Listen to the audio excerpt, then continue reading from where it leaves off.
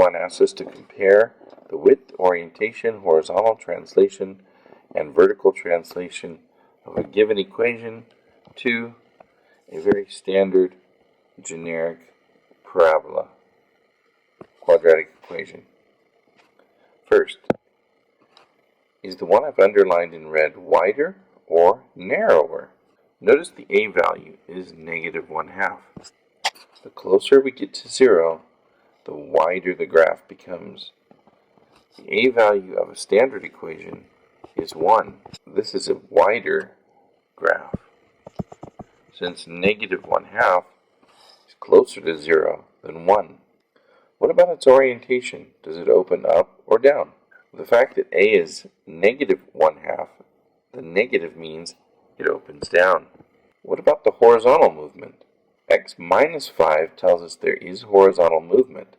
However, it's not left 5, it's right 5. We have to use the opposite number, positive 5. So right 5. How about vertically? The number at the end is +3. We can trust that it's going to be +3, it's going to be up 3. Number 2. I'm going to show you a shortcut on Desmos. I've already typed in the equation, and notice I've used f of x instead of y. That way, I can evaluate using f and then parentheses a number. That's the same as substitution. So f of 4 is an answer of 3. Let's look at some other answers.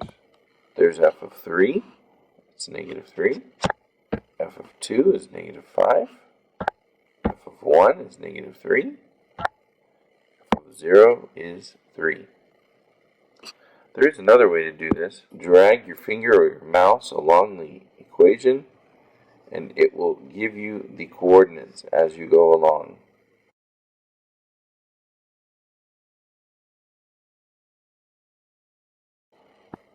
If you weren't using Desmos, you could use a calculator and simply substitute the number in place of x. This was 0 on the ends, -3, and -5 at the vertex. Number 3, we're going to graph this equation with 5 points. First thing to do is look at the horizontal shift. It says x plus 4. We're actually going to shift left 4. Now the number at the end, -2, is actually how far we're going to shift down. That's our vertex. We'll start by putting a dot there at -4, -2. Now, what is the orientation? Does it open up or down? Well, notice the a value. I'm looking for it here where I've highlighted in yellow. I don't see a number. Therefore, I can assume the a value is 1. Therefore, it opens up. Now, I'm going to place the next few dots as a pattern of increasing odd numbers. So if I go up 1 and over 1 and reflect that to the other side, the next time I'm going to go up 3 and over 1 and reflect it. Now I could stop there. That's 5 points. But since I have a little more space up here, I'm going to do the next 2 set of points. I've gone up 1, up 3. The next ones will be up 5. 1, 2, 3, 4, 5, and over 1. Connect these together with a nice smooth curve with arrows on the end to show it goes on forever. Lastly, we're going to put number 4, this equation, in vertex form. We start by rewriting the equation, leave a gap after x, and we're going to substitute the number that completes the square. That number is half of -10 squared. That's -5 squared, or positive 25. So we add 25. We can't just add 25 to the equation. We've unbalanced it. So we also have to subtract 25.